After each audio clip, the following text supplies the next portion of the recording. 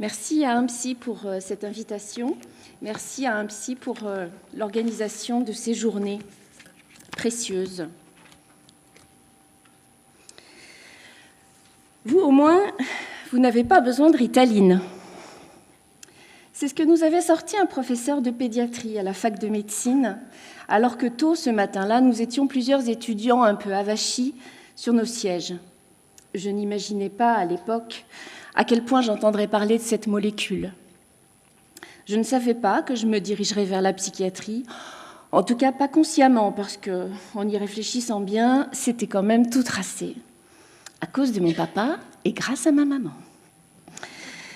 En 30 ans, on a vu l'extension démesurée du diagnostic de TDAH et assisté à l'avènement de la Ritaline. C'est une clinique qui m'est un peu difficile d'investir, qui m'inspire de la colère, j'y reviendrai. Le champ des psychoses et de l'autisme me semble suffisamment vaste. En hôpital de jour, en CATTP, nous n'avons pas affaire au TDAH. L'instabilité, l'agitation, pouvant y tenir une place importante, est lue comme une manifestation d'ordre psychotique. Je prescris occasionnellement du méthylphénidate à des enfants autistes à titre symptomatique, avec parfois un effet positif sur leur concentration. Non, je suis confrontée au TDAH en CMP. Les enfants arrivent avec un diagnostic à confirmer, suspecté lors d'un bilan neuropsy en libéral, sur indication du médecin traitant, d'un psychomotricien et surtout de l'école. Il s'agit alors d'établir une relation thérapeutique avec l'enfant, avec ses parents, et faire avec cette donne du diagnostic, afin de construire une lecture de la souffrance à l'œuvre et tenter de parler éventuellement d'angoisse. Il s'agit surtout de créer les conditions de parole, un long détour qui prend du temps, qui n'aborde pas le symptôme frontalement. Parfois, nous parvenons, après quelques temps de soins, à arrêter le médicament, mais ce n'est pas l'objectif premier. L'objectif est un soutien à la construction subjective, considérant que le comportement est un symptôme, n'en est pas un empêchement, mais un indice, bruyant certes, coûteux souvent. Jackson ne correspond pas aux enfants que nous recevons habituellement au centre de jour, structure de pédopsychiatrie publique accueillant une petite vingtaine d'enfants autistes ou psychotiques. En effet, Jackson serait plutôt porteur d'un TDAH, en tout cas d'une grande instabilité. Mais l'impasse dans laquelle il se trouve a fait évoquer notre structure à la pédopsychiatre qui le reçoit au CMP. Il nous arrive, au centre de jour, de recevoir des enfants pris dans d'autres problématiques que la psychose ou l'autisme, agités, perturbés, au point que leur insertion sociale soit au bord de la rupture. Exclus de toutes parts, ils atterrissent au centre de jour, derrière la déchetterie et le stand de tir à Ambérieu. J'ai la mauvaise habitude de dire qu'ils ne sont pas malades, pas fous, au sens d'une altérité radicale, mais ils sont bien en grande souffrance psychique. Nous rencontrons Jackson alors qu'il a un peu plus d'une dizaine d'années. Son parcours scolaire dans l'école de son village a été très compliqué. Malgré un niveau scolaire dans la moyenne, des apprentissages possibles, sa grande agitation a fait évoquer le diagnostic de TDAH lors d'un bilan neuropsychologique. Mais ce qui est d'abord le plus notable est un conflit énorme entre l'école et ses parents, un profond désaccord quant à l'accueil de Jackson à l'école et un absentéisme préoccupant. Ses parents veulent réduire le temps scolaire de Jackson, au motif qu'il serait, disent-ils, en malaise profond à l'école, malgré son apparence souriante. Ses parents savent et disent qu'il camoufle son mal-être et fait des crises de décharge en rentrant de l'école, supplie sa maman de ne pas l'y emmener le lendemain. L'école ne les prendrait pas au sérieux, il y serait victime de harcèlement et de maltraitance. Le couple a 2 enfants, Jackson et une fille, petite sœur de Jackson de 5 ans, sa cadette, porteuse d'un syndrome génétique, suivie au CAMS. Cette petite sœur est complètement déscolarisée, a de nombreux soins, accapare beaucoup cette maman qui a quitté son travail pour s'occuper d'elle et de Jackson.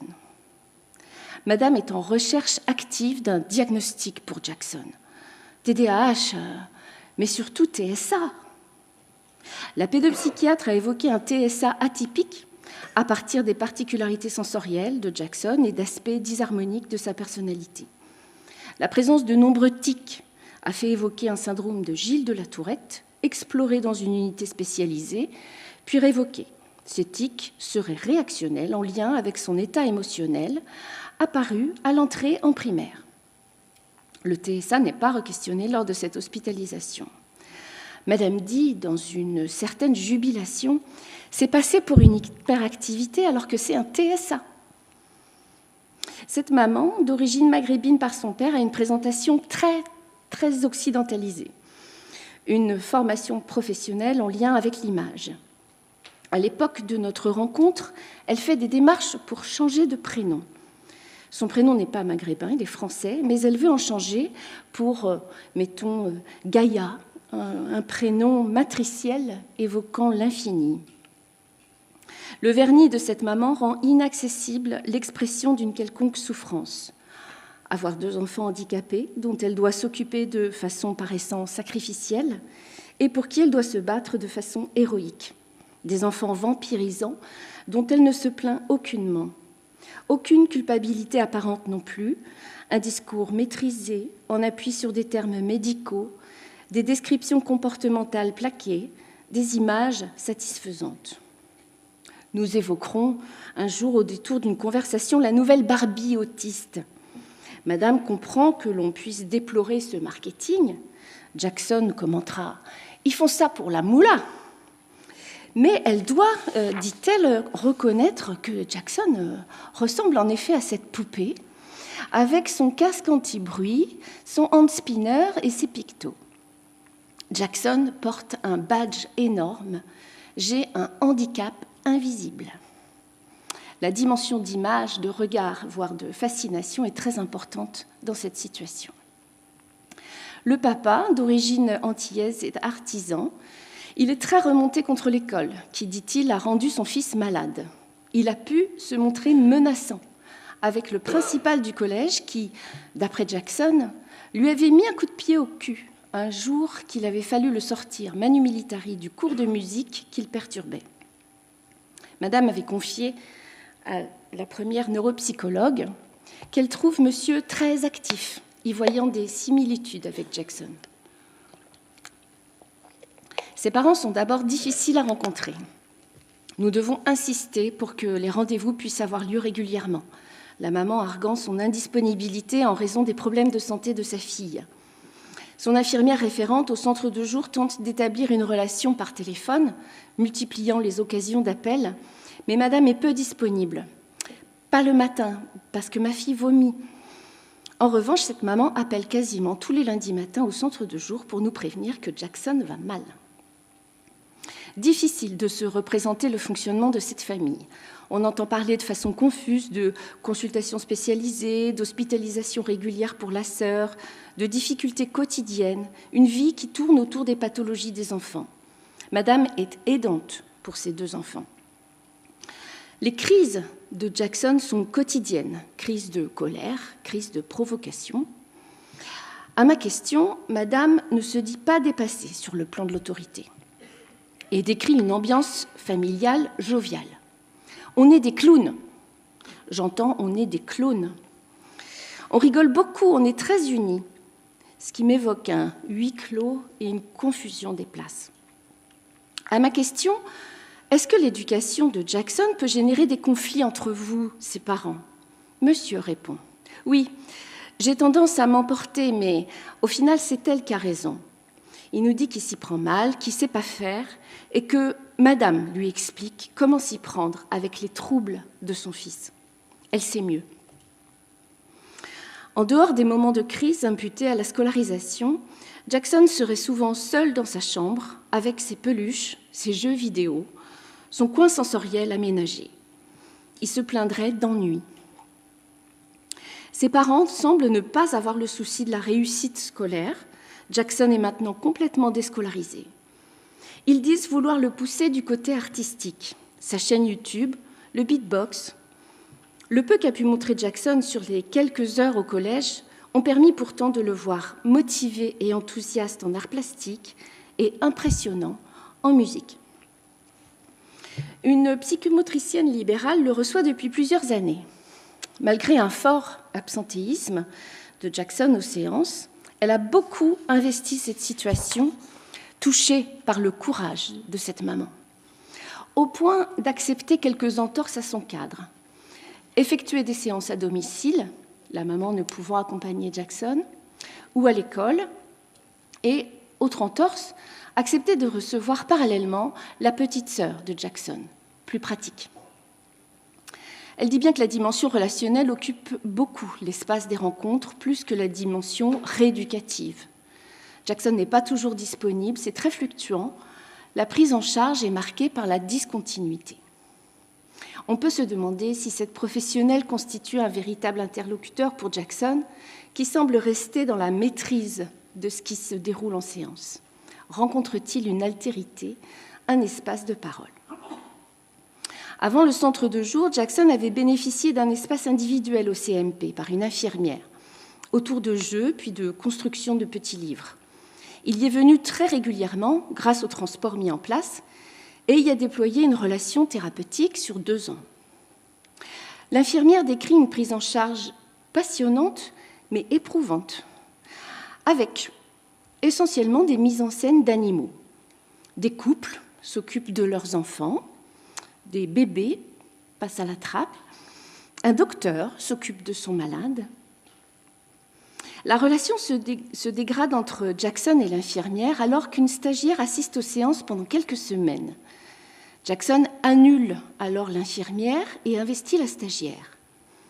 Une fois cette stagiaire partie, Jackson se montre de plus en plus colérique, rigide, parallèlement aux investigations diagnostiques et à l'introduction de médicaments, toujours évoqués par Jackson au travers des jeux. Cet accueil thérapeutique a dû s'interrompre au décours d'une séance très difficile où Jackson refusait de quitter la séance où l'infirmière avait pu lui livrer son désarroi. Un soin à plusieurs devient nécessaire. Jackson est un beau petit garçon aux grands yeux verts qui vous regardent franchement. Au premier rendez-vous avec ses parents, il démarre avec cette plainte plaintive.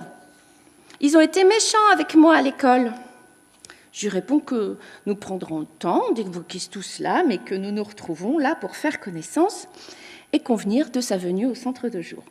« Vous m'écoutez pas, rétorque-t-il plusieurs fois, ne me laissant pas le temps de le rassurer quant au fait qu'il pourra justement se faire entendre ici. Il me coupe la parole, assénant que je ne l'écoute pas. Je lui dis que lui non plus ne m'écoute pas. Sa maman intervient alors pour expliquer son attitude par ce qu'il a subi à l'école. Son papa confirme, il est traumatisé. Une des premières questions que je me pose depuis ma place de pédopsychiatre lorsque je rencontre un enfant est celle de la psychose. Pas toujours facile à déterminer. Le rapport au langage est un élément important. Jackson semble maîtriser le langage, pas de problème syntaxique ou de vocabulaire, pas de néologisme, pas de trouble du cours de la parole, pas de difficulté de compréhension. Jackson ne fuit pas les échanges, mais veut en garder le contrôle, la maîtrise. Je préviens les parents que nous aurons sans doute à traverser des moments difficiles. J'explique que le principe du soin est que les difficultés de Jackson vont se répéter au centre de jour de la même manière qu'elles se sont répétées à l'école puis au collège. Nous devrons nous en parler et nous faire confiance. Oui, mais vous savez faire, c'est votre métier. Je réponds que ça n'empêchera pas Jackson de répéter son traumatisme. À l'issue d'un temps d'observation, nous proposons 3 demi-journées d'accueil à Jackson, plus un repas, un temps de modelage de terre et 2 temps à l'unité d'enseignement, classe thérapeutique dans un collège voisin. Il partagera ses temps de soins avec d'autres enfants reçus au centre de jour. Jackson est insupportable. J'aime ce mot que j'emprunte au titre de cet ouvrage. un collectif dirigé par Marika Bergès-Bounès et Jean-Marie Forget. Je trouve que ce mot contient une forme de tendresse. Il est très agité, très bruyant, chante, fait du beatbox, prend toute la place, attaque les soignants à la moindre remarque, annonce qu'il ne mangera pas, ce dont nous n'obligeons pas, mais qui ne restera pas à table, sans pour autant accepter de jouer tranquillement dans une autre pièce. Il est très susceptible, il s'en prend aux autres enfants, les malmène, les insulte, ne les lâche pas. Rien n'est possible, et son discours plaintif est exaspérant. « Vous m'écoutez pas, ça me dérange, les autres font des bruits qui me dérangent et vous leur dites rien, et moi je peux rien faire. » Il pousse à bout. Je précise que le travail en équipe consiste à partager et à traiter ensemble ces éléments transférentiels négatifs, je parle bien de notre transfert, afin de pouvoir s'en décaler et d'éviter les contre-attitudes en miroir. Ce travail suppose une ambiance propice à la parole, sans jugement, de la confiance mutuelle et du courage, conditions qui ne se décrètent pas, mais se construisent et restent fragiles. C'est une équipe de professionnels très tolérants, supportant chaque jour des enfants se présentant parfois sous les oripeaux de l'insoutenable. Quand cette équipe dit insupportable, c'est insupportable. Jackson vit de grandes injustices face aux interventions contenantes des soignants. Il veut qu'on appelle sa maman. Lors d'une de ces fois où les soignants ont dû le contenir, car il les attaquait, je lui dis que je vais en effet appeler sa maman, qu'elle nous dira quoi faire. Je dis à cette maman que nous y voilà. Je pense que Jackson va beaucoup se plaindre du centre de jour ce soir, qu'il dira sans doute qu'on le maltraite. Madame me resitue qu'il a un TSA diagnostiqué par un professeur. Je lui propose de parler à Jackson. Au téléphone, Jackson lui dit qu'on n'est pas gentil avec lui et qu'il veut qu'elle vienne le chercher. On l'empêche de respirer. Je reprends alors le téléphone en disant que je ne peux pas laisser Jackson affirmer cela, c'est faux. On essaie de l'empêcher de nous faire mal. Madame met en avant le diagnostic qui abraserait toute intentionnalité et dédouanerait Jackson d'être mis face à ses actes, à ses paroles. Mais comment vous faites à la maison dans ces cas-là ? Lors du rendez-vous suivant avec ses parents, nous décrivons les difficultés que nous rencontrons avec Jackson, notamment son attitude avec les autres enfants, les insultes.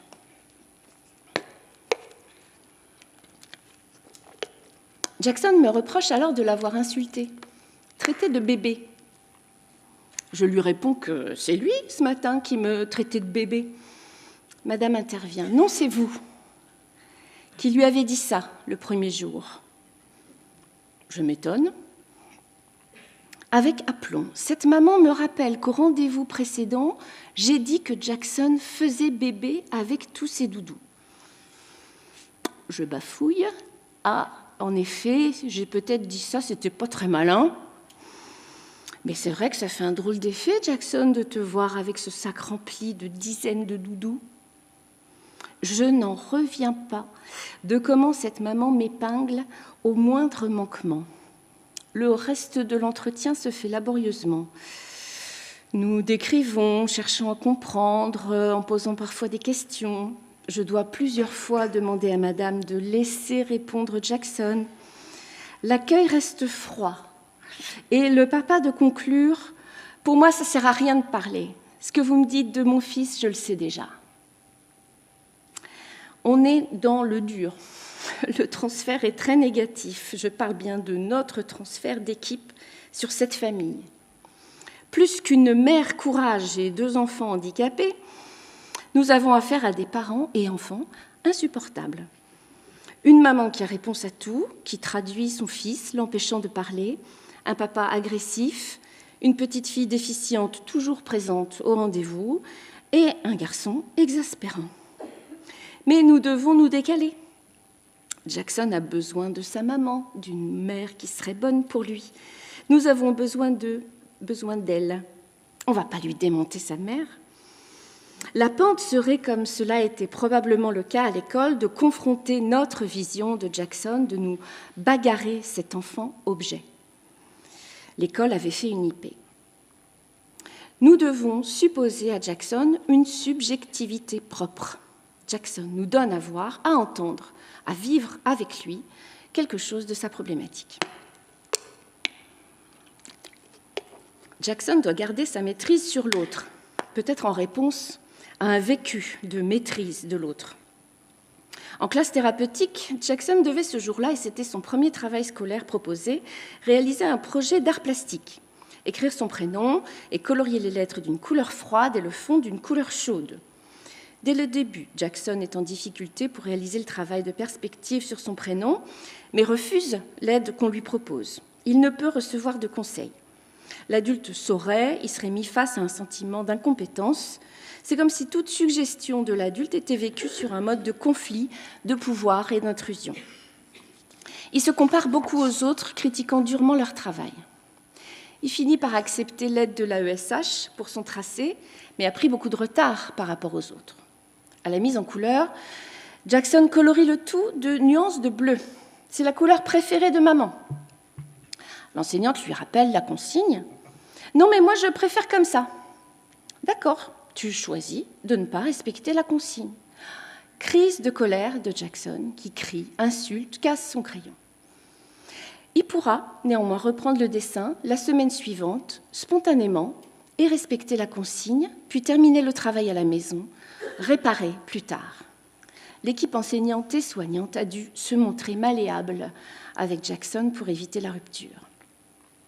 Lors d'une fin de rendez-vous avec ses parents, je souligne ostensiblement que ce que je retiens de ce rendez-vous, c'est que Jackson a énoncé qu'il est nul, qu'il n'a pas de copains, qu'il n'a pas de place, sauf à la maison, et qu'il ne veut plus être malade. J'enregistre sa plainte. Et je dis que je me demande s'il ne serait pas un peu déprimé. « Non, je ne suis pas déprimé !» Il refuse mon assignation. Je dis que c'est peut-être ces éléments qui ont fait prescrire un antidépresseur. Et madame répond « Non, ça c'est moi qui ai demandé par rapport à son TSA, pour lequel il reçoit déjà un psychostimulant, un neuroleptique et de la mélatonine. » Je me remémore alors ce qui avait motivé la première demande au CMP. L'état de sa sœur impacte beaucoup la vie familiale. Il dit qu'il est nul, qu'il ne sert à rien. Il pleure très souvent à la maison, à l'école. Il s'endort très difficilement, il bouge tout le temps. Le médecin traitant n'est pas d'accord avec le TDAH. Devant les difficultés de Jackson à tenir en classe thérapeutique au collège, malgré notre malléabilité, nous nous réorganisons pour ménager un repli possible. 2 soignantes seront disponibles au cas où Jackson devait revenir au centre de jour. Nous voulons éviter un retour à domicile et éviter des crises d'affrontement dans le collège. Nous nous organisons pour parer à sa destructivité. Ses parents sont prévenus de cet aménagement. Un jeu se met alors en place. Jackson s'agite une nouvelle fois et rentre du collège dans le service avec 2 professionnels à la demande des collègues. Il se retrouve seul dans ce nouvel espace intermédiaire, au centre de jour, hors classe thérapeutique, mais sans rentrer chez lui pour autant. Un dedans et un dehors cherchent à s'organiser. Jackson arrive à laisser de côté un petit temps ses doudous pour jouer avec les objets à disposition. Il trouve dans la cuisine, puis montre à la cadre et à la psychologue, le bol qu'il a réellement rempli d'eau pour faire le bocal de sa famille poisson, avec les parents et leurs enfants. Un 4e poisson arrive dans la famille, Polochon. Le petit nouveau est aussi le plus grand et le plus gros. Il prend toute la place, au point que le premier enfant perd la sienne. L'aîné ne tient plus dans le bocal et déclare à sa famille vouloir partir. Ses parents le préviennent. S'il sort du bocal, il mourra. Il prend le risque et suit son désir, mais comme prédit, il meurt, asphyxié peut-être. Ses parents sont très tristes, mais voilà que pendant les funérailles, leur enfant revient à la vie. Une vie différente, semble-t-il, où le monde hors du bocal devient davantage possible. La fin reste entre deux, indéterminée, entre vie et mort, séparés et en groupe, dedans, dehors. Comment supporter la culpabilité de vouloir se séparer quand ce désir peut tuer ? Face au paradoxe d'une perte impossible, quelle autre issue cette famille peut-elle explorer? Cette scénette imaginaire s'est jouée entre deux pièces du service, la salle de jeu, dans laquelle Jackson était seul de très courts instants, et le bureau, dans lequel il retrouvait les adultes, en laissant au sol des gouttes d'eau comme des traces de ses allées-venues. Sur la scène thérapeutique à laquelle tout un groupe soignant participe, Jackson peut trouver des occasions de symboliser des vécus internes dans un espace intermédiaire entre lui et l'autre. Dans cet entre-deux, Jackson peut déposer des éléments de sa vie fantasmatique, remplis d'angoisse, de questions de vie ou de mort, dans un cadre plus informel qu'un espace individuel qui le coince peut-être un peu trop.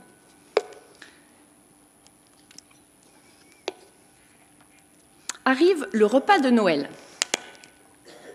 La tentation d'épargner à Jackson ce repas excité et bruyant, et surtout de nous épargner de sa présence dans ce moment festif est forte. La tentation du rejet, de l'exclusion. Nous décidons de confier nos questionnements à la maman et lui proposer de décider, avec Jackson et son papa, de sa venue ou non au repas de Noël. Nous voyons comme nous devons être à l'écoute de nos propres mouvements et devons pouvoir nous en parler en équipe.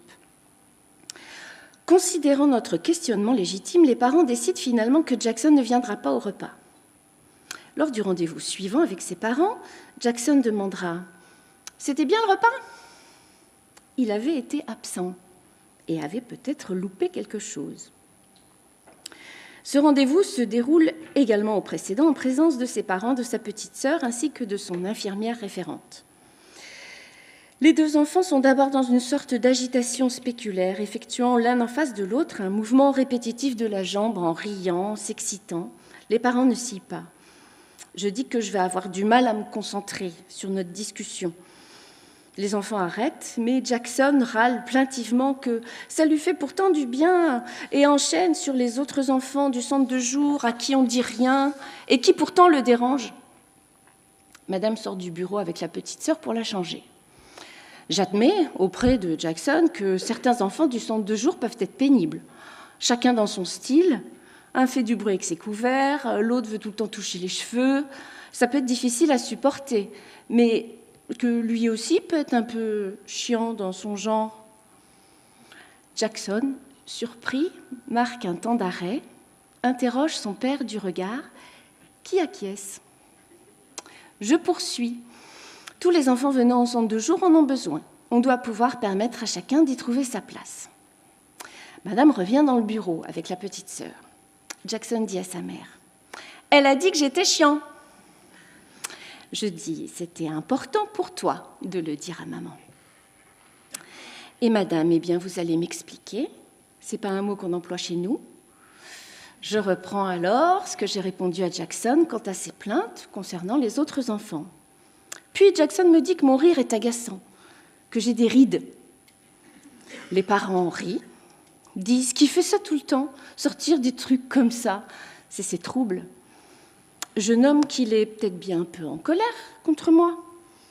Puis nous pouvons passer à autre chose, même si je sens cette maman bien tendue, très silencieuse. Cette scène permet à Jackson d'observer que des adultes pas d'accord sur tout, voire en désaccord, peuvent se parler. L'entretien se poursuit. Jackson s'adresse à sa maman qui est complètement prise par la petite sœur. Je dis à Jackson que ça doit être difficile pour lui quand sa maman n'est pas disponible, qu'elle doit s'occuper de cette petite sœur qui a de grands besoins. « Je ne suis pas jaloux de ma sœur », dit Jackson en regardant amoureusement sa maman, qui m'explique qu'en effet, elle lui a tout expliqué, qu'il n'est pas jaloux, mais qui ne comprenait pas que sa sœur prenait plus de temps, qui pensait qu'on l'aimait moins, que ses problèmes à lui étaient moins importants. Là encore, l'accueil d'un mouvement psychique banal, une éventuelle jalousie, sachant que c'est un peu plus compliqué ce que ressent un aîné à l'arrivée de son puîné, ce sentiment est rabattu du côté du défaut de compréhension dû à ces troubles, et presque dénié dans sa légitimité, et donc probablement pas suffisamment contenu. Je dois dire qu'il est difficile d'assister à ce défaut de holding, Toute émergence psychique, pulsionnelle de Jackson est rabattue du côté du TSA.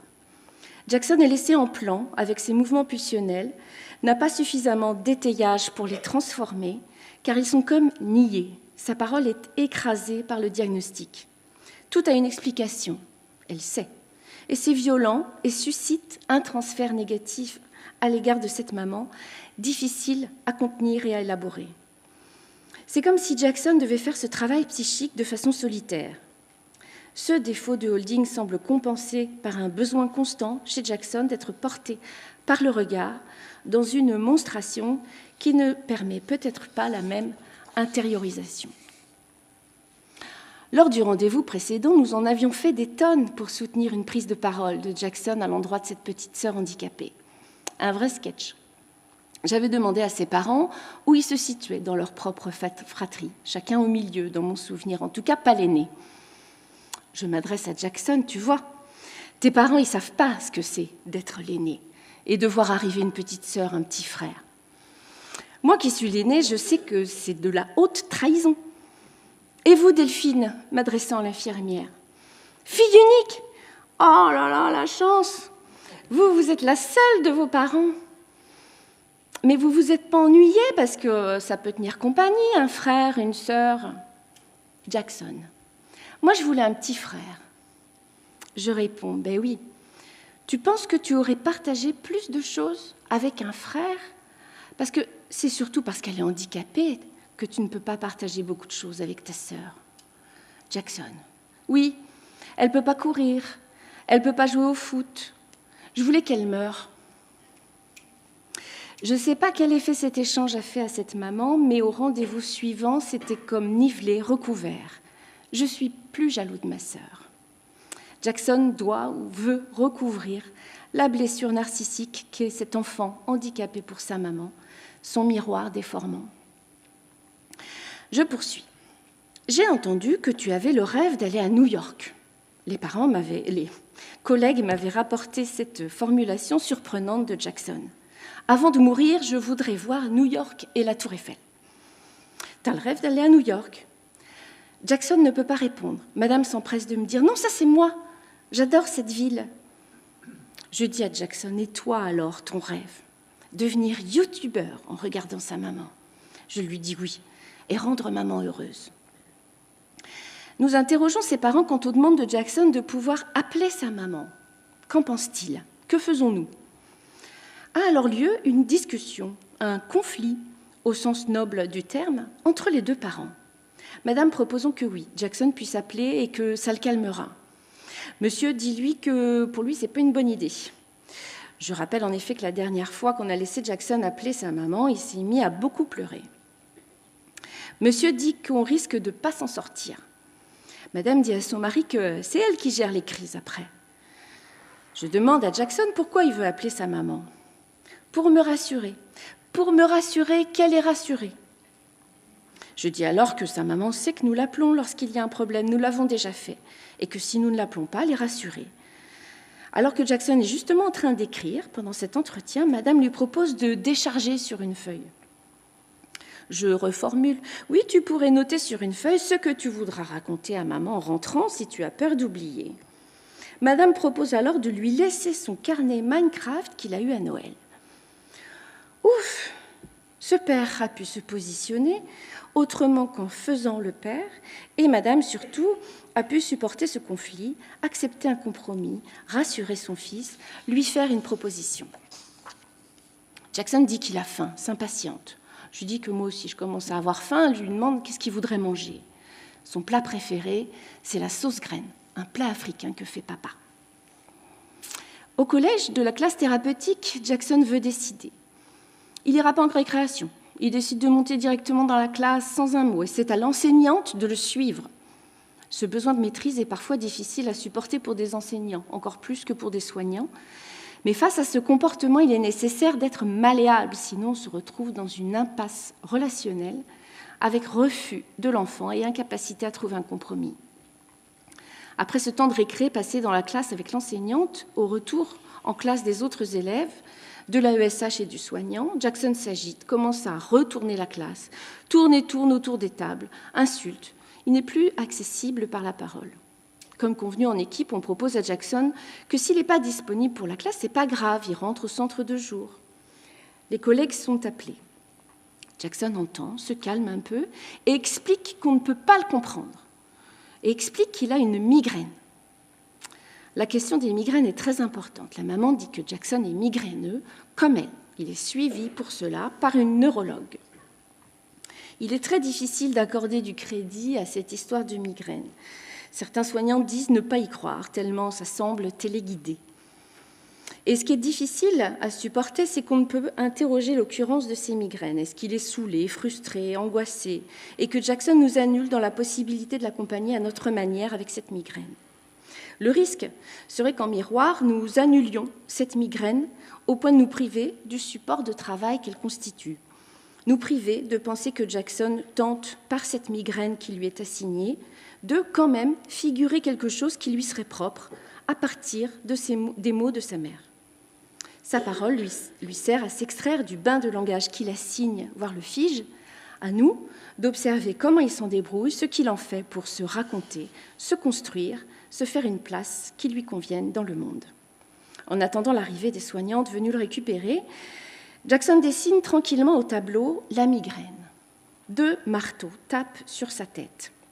Cette migraine qui fait d'abord l'effet de prétexte pour éviter la castration, la parole, évitement relationnel, est une première ébauche de symbolisation à accueillir en tant que telle, une verbalisation d'un éprouvé dans son corps à accueillir comme étant l'objectif thérapeutique.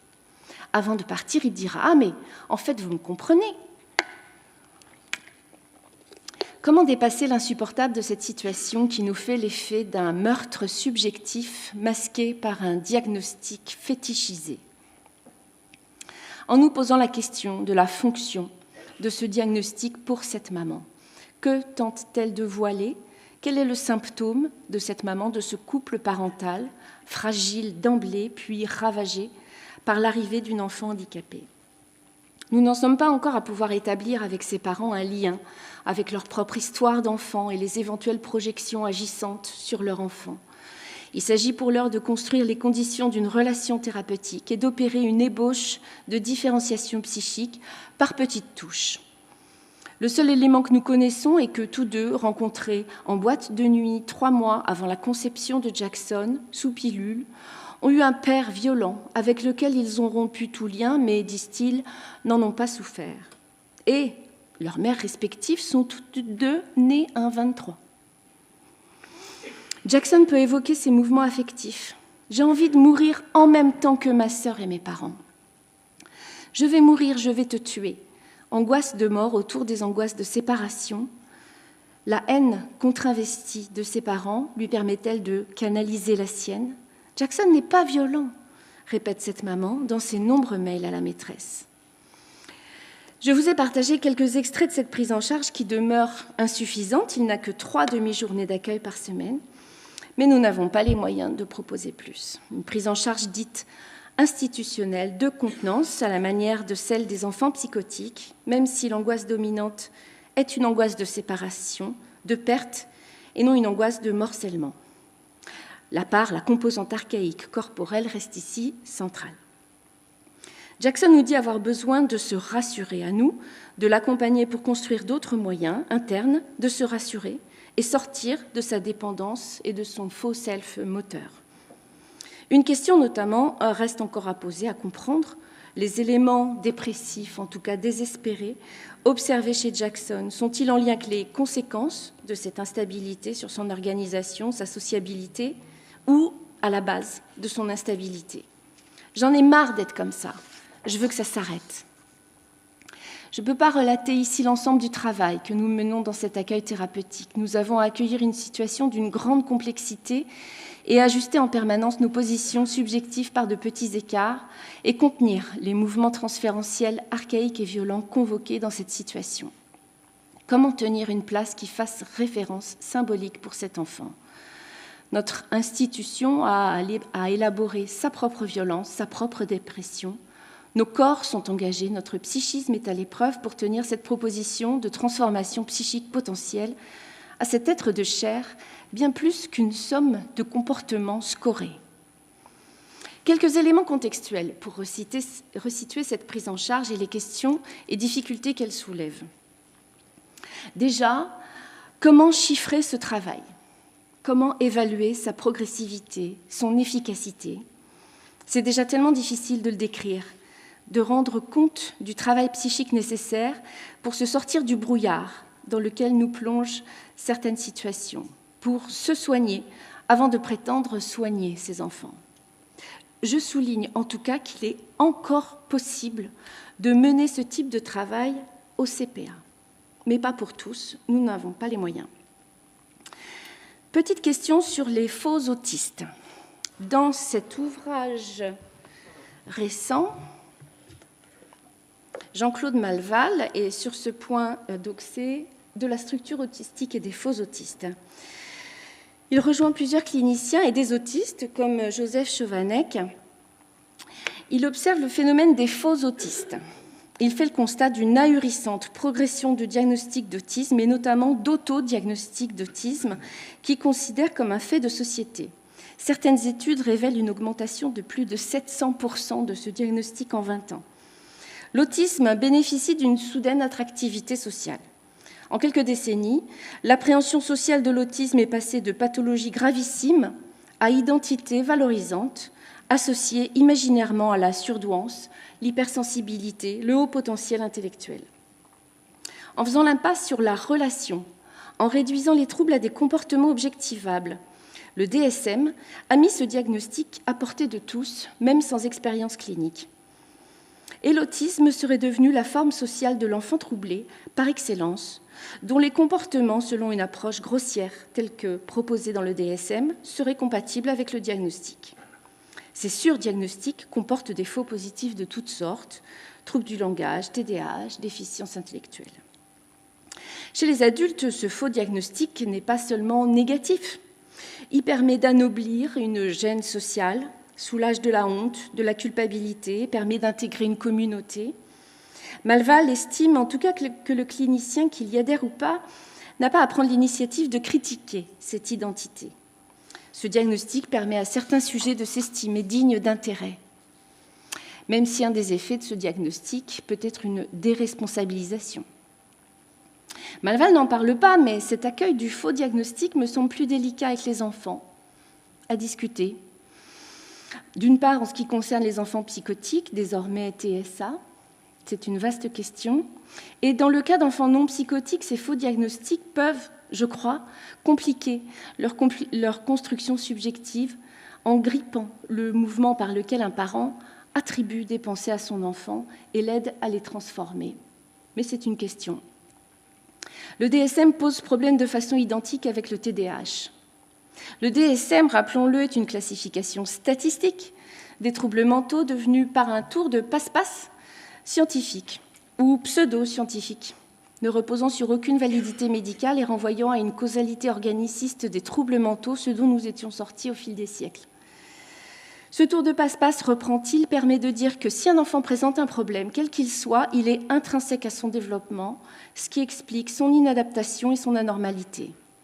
Je vous renvoie au livre de Thierry Delcourt, pédopsychiatre, La fabrique des enfants anormaux, et c'est à cet ouvrage que j'emprunte le terme anormal de mon titre, car c'est pourtant sur cette base que la HAS fait ses préconisations actuellement. Le scientisme neuropédiatrique s'est emparé de ces diagnostics, TDAH, TSA, TOP, regroupés autour du TND. Le TND, sorte de monstre sans limite, envahit aujourd'hui les consultations neuropédiatriques et pédopsychiatriques.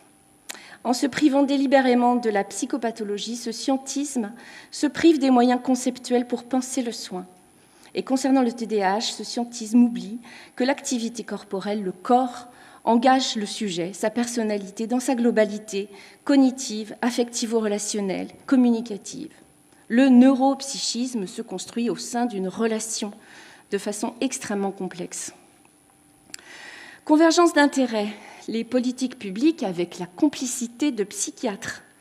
s'appuie sur ce scientisme pour démolir un service public de psychiatrie, historiquement d'orientation clinique.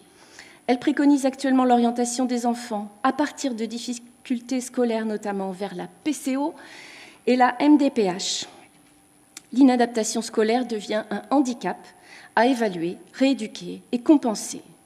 Glissement d'un symptôme à un diagnostic et glissement d'un diagnostic à un handicap, sans interroger le système scolaire, sans proposer une quelconque réflexion, prenant en compte la globalité de la situation de l'enfant, sa dimension biologique sans doute, ses dimensions psychiques et sociales. C'est grave pour l'enfant qui devient handicapé et barré dans son chemin vers la subjectivation. C'est grave pour l'enseignant, prisonnier d'une pensée scientiste, sans recours possible à une approche alternative.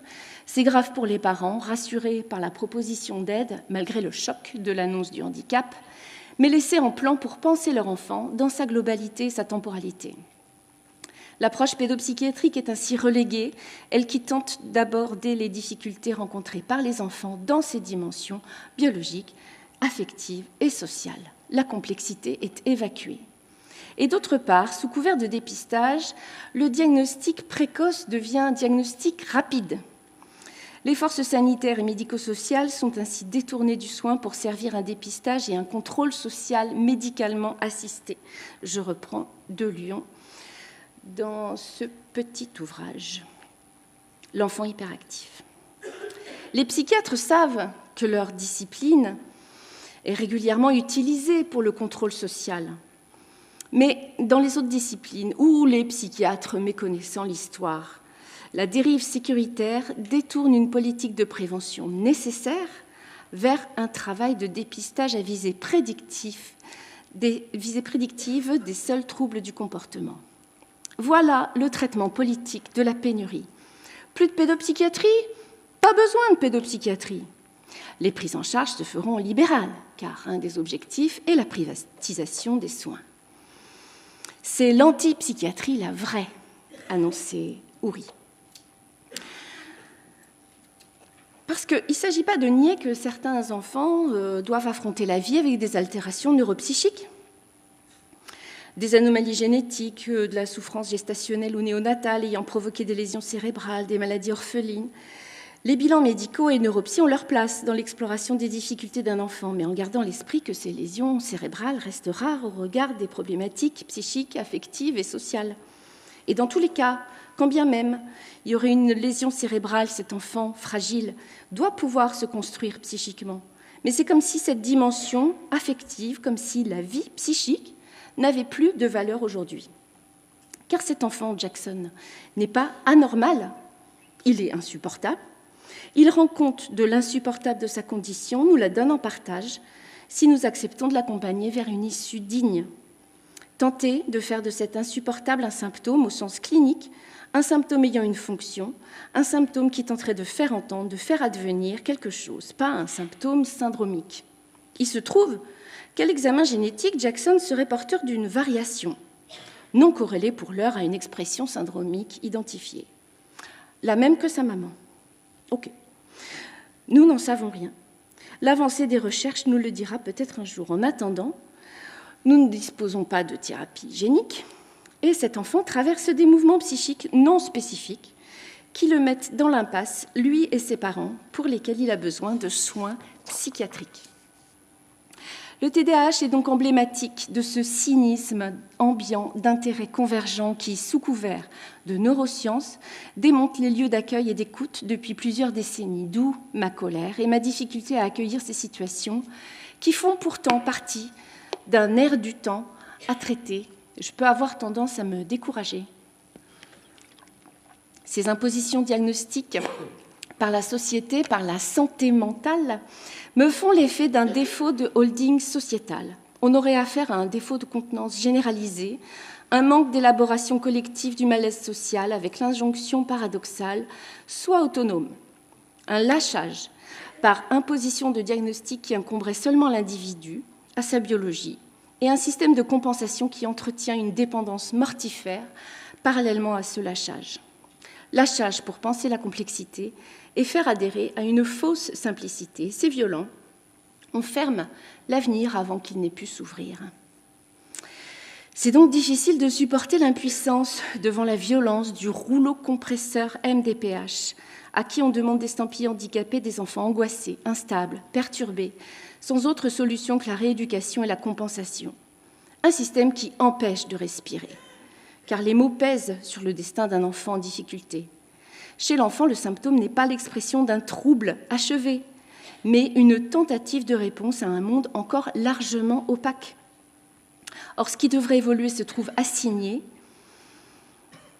Il ne s'agit pas de nier les difficultés que rencontre un enfant, mais de mettre en question l'interprétation qui en est faite en termes de normalité, de handicap, d'inadaptation. Et le problème n'est pas la controverse théorique, inféconde. Le problème est l'utilisation cynique des neurosciences pour détruire le service public historiquement orienté par l'approche clinique. La soi-disant guerre psychanalyse-neurosciences est un faux débat qui empêche de penser la complexité aux déterminants multiples. Biologique, psychique, social, ces éléments sont intriqués, corrélés, et il s'agit dans tous les cas d'une rencontre entre un sujet et son monde et son histoire. Ce faux débat est le cache-misère de l'échec des politiques publiques.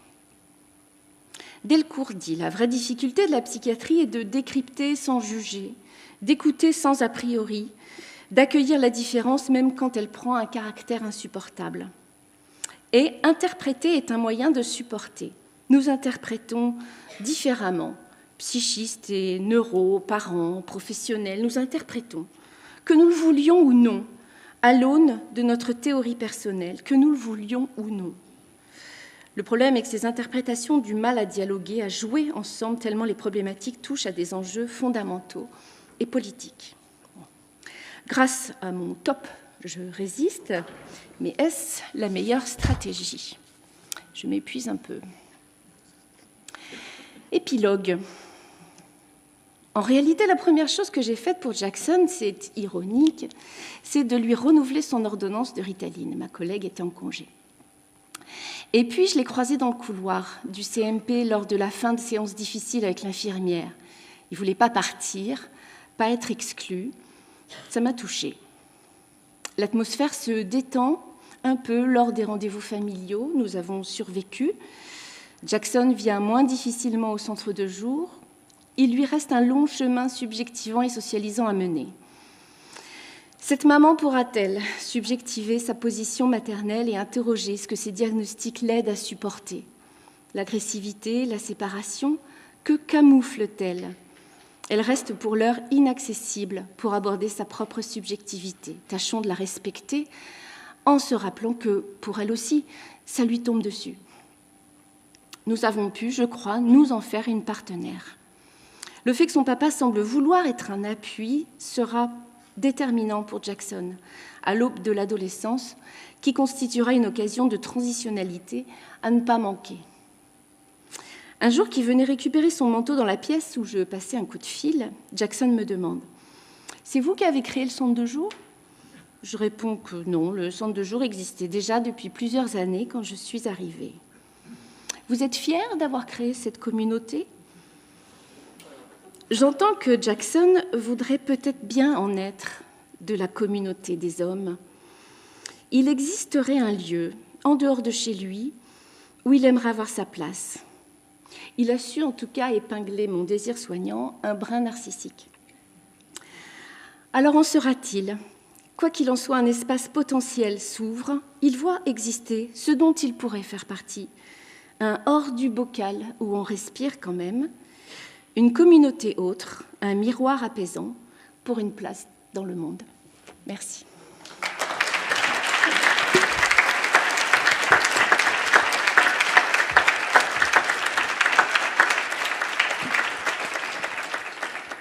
Merci Carole pour ce très beau texte, très vivant. Et où on a bien perçu l'insupportable, beaucoup plus que la normalité, effectivement, la normalité en un seul mot. Est-ce que Thomas, tu veux te lancer tout de suite ou...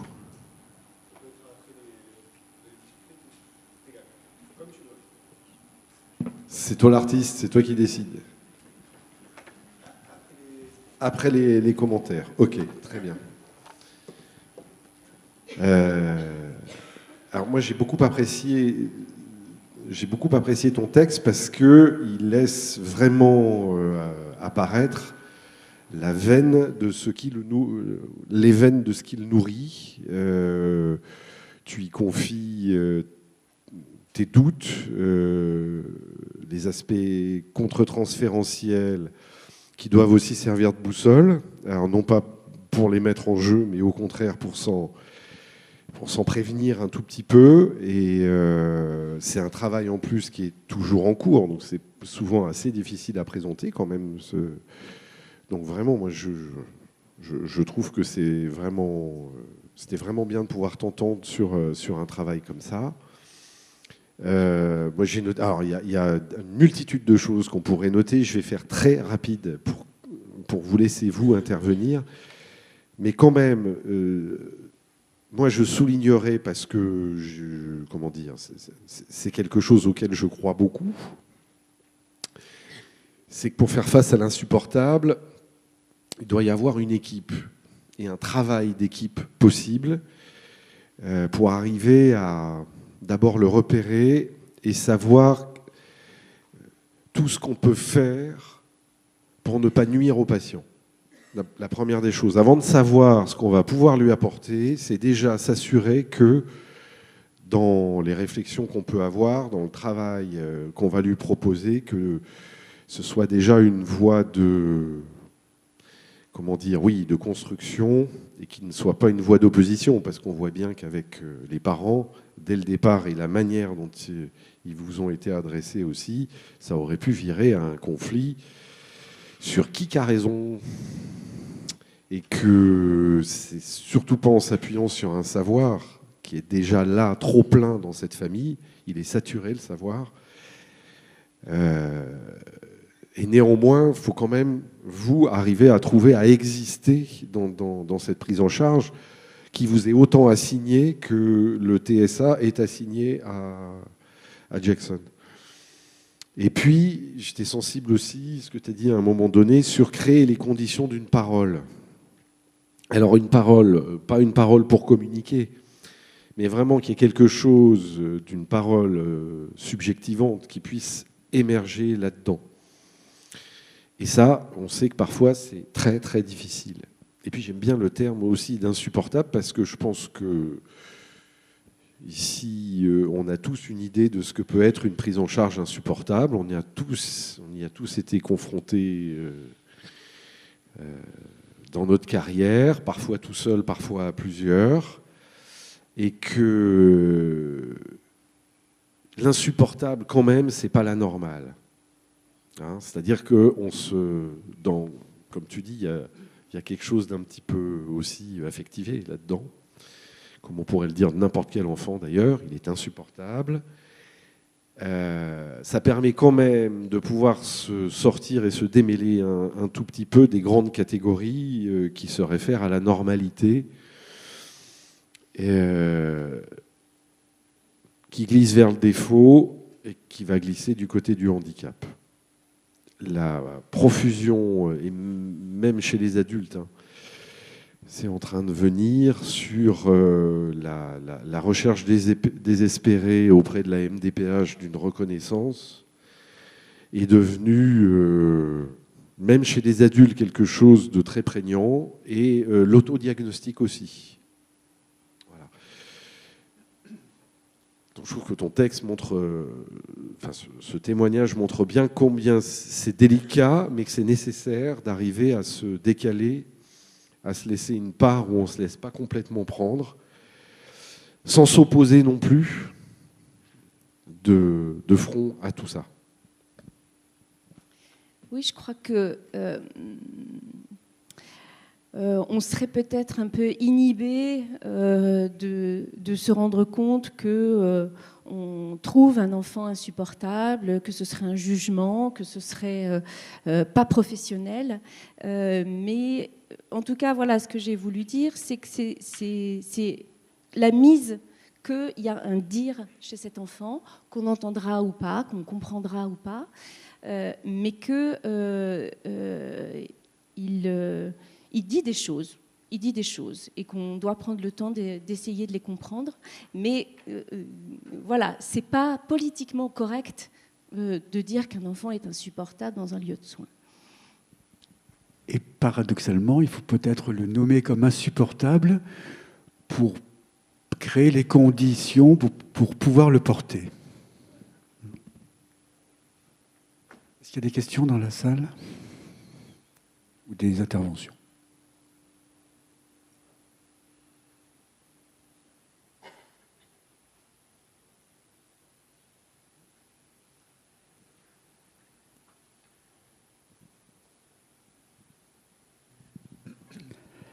Oui, merci beaucoup pour cette intervention. Alors, je disais à Carole tout à l'heure en privé que je reçois beaucoup d'enfants comme ça, et je recevais beaucoup, parce que maintenant je n'en reçois quasiment plus.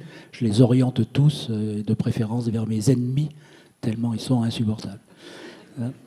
Dans insupportable, il y a porté et il y a insu.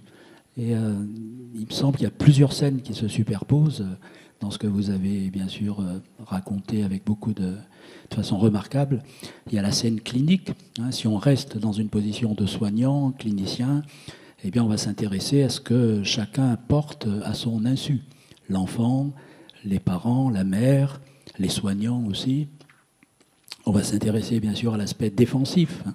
Investir l'enfant comme un objet, que ce soit Jackson ou sa sœur handicapée, est une défense contre ce que ferait vivre le fait de prendre en compte sa subjectivité, de prendre en compte la culpabilité parentale. Il vaut mieux considérer l'enfant comme un objet à réparer, comme une chose, comme un TSA, comme un handicapé, plutôt que l'abandonner ou le désinvestir. On s'intéresserait aussi à la compétition entre la vision du monde des patients, de la mère, de la famille, et la vision du monde des soignants. Mais il y a une deuxième scène qui vient envahir celle-ci, c'est la scène, on va dire, plus sociale, où là, on va davantage être sensible à la maltraitance. Il y a une situation de maltraitance insupportable, c'est ça qui va être insupportable. Autant de médication, autant de projections, autant de téléguidage, autant de meurtres psychiques, vous disiez, c'est tout à fait insupportable, on est dans une situation de maltraitance. Évidemment, c'est totalement ringard maintenant de dire que les parents rendent malades leurs enfants. Pourtant, c'est tellement évident. Et puis, il y a une troisième scène qui vient envahir aussi la scène clinique, c'est la réalité politique. C'est les conflits, ce sont les conflits politiques, les idéologies qui attaquent nos professions, nos métiers. C'est tout cela qui rend la situation particulièrement insupportable et qui fait que ce que vous nous avez raconté, c'est tragique, c'est grave. Merci en tout cas.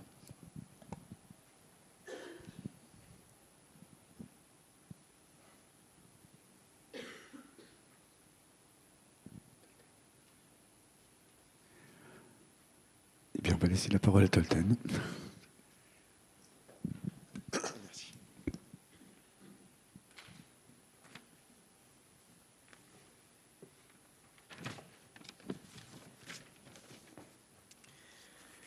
Peut-être ça marche, je sais pas. Hop. Alors du coup, Arnaud Beuglen a commencé son introduction en nous parlant du psychiatre américain Alan Frances. On sent qu'on rentre directement dans le vif du sujet. C'est très complexe, parce qu'on ne sait pas vraiment si Alan est français ou américain.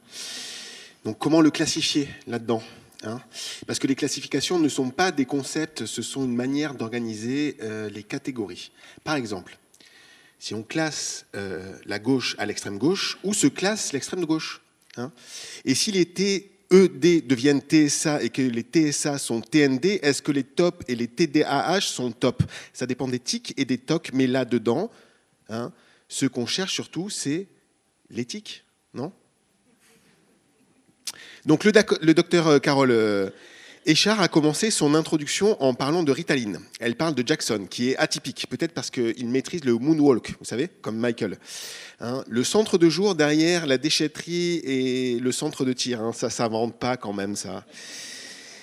Alors les parents de Jackson disent qu'il est harcelé à l'école parce que cette dernière ne les entend pas. La maman espère un diagnostic TDAH ou TSA suite à des tocs ou à des tics, mais tout ça c'est une histoire de TikTok, donc c'est une histoire de réseau, et les réseaux, on le sait, c'est neuronal. La maman de Jackson dit que tout va bien à la maison, car ce sont des clowns. À l'école, Jackson est doué pour les arts plastiques et surtout pour la musique. Il fera des tubes planétaires par la suite. Alors Jackson coupe la parole en disant « Vous m'écoutez pas ». Jackson est insupportable, insulte à son insu, s'agrippe, se plaint, pousse à bout, transforme le psychisme en boue. Au repas, il reste debout, parle tout le temps. Il dit qu'on l'empêche de respirer, est étouffant, insultant, aimerait être un roi ou insultant, traite les autres de bébés, puis à l'instant se sent insulté, ne respecte pas les consignes, donne des signes de déprime, cherche déprime, colorie en bleu car... c'est la couleur préférée de maman. Mais maman ne veut pas se séparer. Le poisson qui sort de l'eau meurt. Pour la maman, il n'est pas chiant, il est TSA. Le diagnostic assassine un peu la clinique. Le rêve de Jackson, c'est de rendre heureux maman. Il dit « moi, et moi ma maman m'aime, et moi-même, ma maman m'aime moi. Qui m'aime moi-même quand même ma maman m'aime ?» Son angoisse dominante est une angoisse de perte et de séparation plus qu'une angoisse de morcellement. Donc ça peut être un élément diagnostique. Comment tenir une place qui fasse référence symbolique pour cet enfant et pour cette maman? On constate une ahurissante progression des diagnostics d'autisme, plus de 700%. L'autisme est une forme sociale de l'enfance troublée. Le diagnostic permet d'anoblir une gêne sociale, finalement, nous dit Caroline Echard. Elle se pose aussi la question des empêchements du diagnostic. Il n'est pas chiant, il est TSA, voire TND. Donc c'est neurodéveloppemental, donc c'est le cerveau, donc c'est les médicaments ou l'abrasion cérébrale, alors qu'en fait, juste, il est chiant. Les psychiatres, c'est comme les masques en temps de pandémie ou de Covid. Comme il n'y en a pas, on va tenter de démontrer qu'il n'y en a pas besoin. Le TDAH est le symptôme de ce cynisme convergent entre néolibéralisme, neurosciences et démembrement du service public. On ferme l'avenir avant qu'il n'ait pu s'ouvrir, nous dit Caroline Echard. Elle nous dit qu'elle s'épuise. Carole, pardon. T'en fais pas, Carole. La relève arrive de pédopsychiatre. Ah non, merde. Alors, le CMP, pour Jackson, c'est un hors du bocal où on respire quand même. Alors, puis Albert Chicon nous dit que l'insupportable, c'est qu'on doit porter à son insu. Et l'issue, c'est de les adresser à ses ennemis. Merci.